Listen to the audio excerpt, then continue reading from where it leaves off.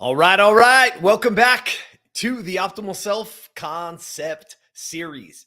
Today is concept 4. Let me get you a real quick recap, right? Concept number 1, and let me give it to you this way. Concepts are things that we hear, things that we know, whether it be a principle, whether it be a standard, that actually allows us to truly get to success, how high achievers, high performers, how people that you see every day at the top of their game get there, right? There's either a concept, there's a principle, there's a standard. Those are all words that can be used in exchange of one another that can actually get people to that level. Concept 1 was 100 or nothing. Go back and listen to it. It's simply around balance. People think there's balance in this world. There's no such thing. So how do we do it? We do it with 100% of us. Go there. I'm going to give you the tips, tricks, and tactics around the concept. Concept 2, champion spirit. This is the inner workings, the spirit, the person saying, if I'm going to do it, I'm going to do it the best that I could possibly can. It's a concept that if you can adopt and you can adapt to, holy cow, how that unlocks your potential. And then concept 3 was around confidence. It's a word we talk about all the time, but literally, how do you build unshakable confidence with concept 3, which is success precedes confidence, which leads us today. Here we go. Concept number 4, behavior drives motivation. Let that sink in for a second. Today's word is motivation. It's around one of the words that I get the most questions about, the most direct messages, the most emails, people asking me, how do you have motivation? How do you stay so motivated all the time, right? And the truth is, I'm not. And you guys know this. Those of you guys have heard me. I believe that motivation is absolute bullshit.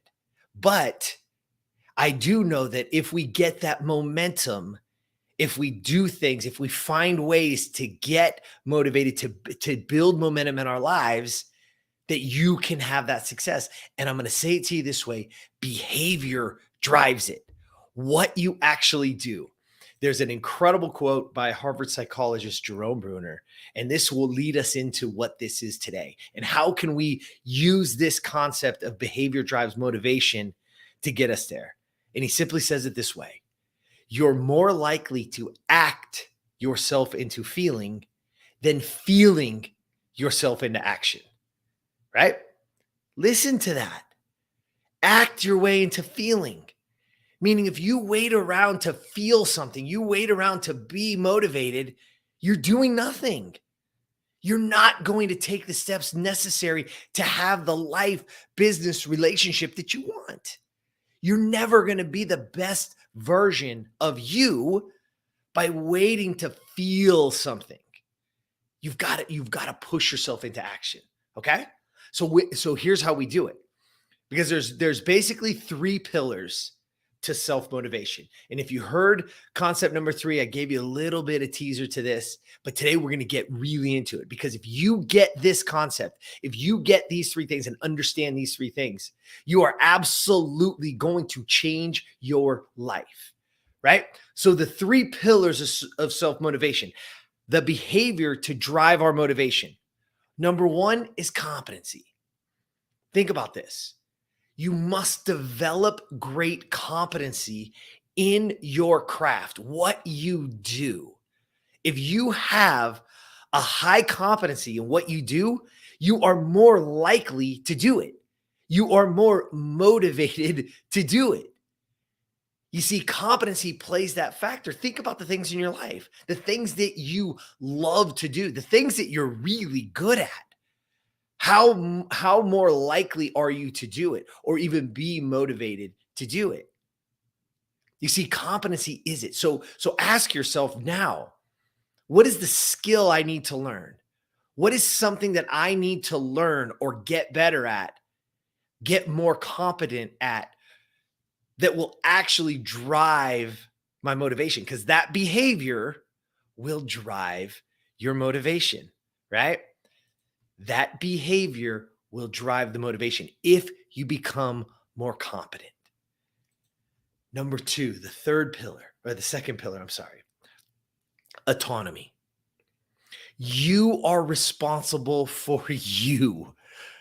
If you have extreme ownership of your life, where it is now and where it is going, that gives you the opportunity to actually be motivated to do it. When it is up to you, think about this. In your life, when it is actually up to you, you do it. I told this story the other day on a podcast about procrastination and how the word is like so bad. And I've kind of adopted it as a good word, meaning I like the fire. I like the challenge, right? It probably comes back to my baseball days and walking up I used to love being on deck, waiting for my turn to go up and hoping the game is on the line, right? Because again, if your preparation is there and the game, you're responsible for it, you are responsible for the outcome. There's nothing better. There's nothing worse than sitting on the sidelines and having somebody else or something else be responsible for your success. It's the worst feeling in the world. You want to talk about lack of motivation? That will be lack of motivation. So the behavior is, I am now responsible for me. I'm taking extreme ownership. So right now in your life, unlock your power by taking responsibility and ownership for everything in your life. And watch it. Imagine if it was just up to you to make $1 million a month. Just you. You didn't have to worry about anybody else. You didn't have to get anything else. You didn't have anybody else to do it. Just you. Pretty motivated because I'm the responsible one. When you can buy into and understand that you are responsible for you, that autonomy is going to help you with self-motivation, right? And remember, self-motivated or self-confident people are just simply people who actually keep promises to themselves. You don't know the promise. Just like right now. Did you say you were going to get up this morning and didn't? Did you say you were going to eat better and didn't? Did you say you were going to make it to the gym and didn't? Nobody knows that but you. But when you keep breaking those promises, my confidence level goes down. My motivation goes down, right? So remember, autonomy, you are responsible for you. And the third one inside of 3 pillars of self-motivation. Again, today's concept is behavior drives motivation. What behavior? Well, relationships is the third piece, right? Not only build great relationships, but be somebody to others. You hear people talk about this all the time, that their success is when they got outside of themselves and started to help others and do for others, how their life became fulfilled. And that's what it's all about, right? Life isn't about a success. Life isn't about a certain goal or having a certain car or your yacht or your certain zip code or house. Those things aren't fulfilling. The most fulfilling things are when we help others. And that is one of the pillars of motivation, especially self-motivation. I always use the term, like, think about you as parents, right? If you're a parent out there right now, think about when you're just dead tired. You've had the longest day. All you want to do is relax for a second. You're sitting on the couch. Hopefully the kids playing, quietly and nicely in their room. And you're just like, oh my God, thank you. And then all of a sudden you hear a loud thud and that one scream, that scream of that child. And watch how motivated you are to get your ass off that couch, regardless of how tired you are, regardless of what it is. Why? Because you're responsible for them, taking care of them, trying to keep them safe, right? You immediately become motivated because why? Because you're somebody to others. So again, I'm going to give you today's concept one more time. Behavior drives motivation. Everybody wants to be motivated. Everybody's like, God, how do you start? It's not.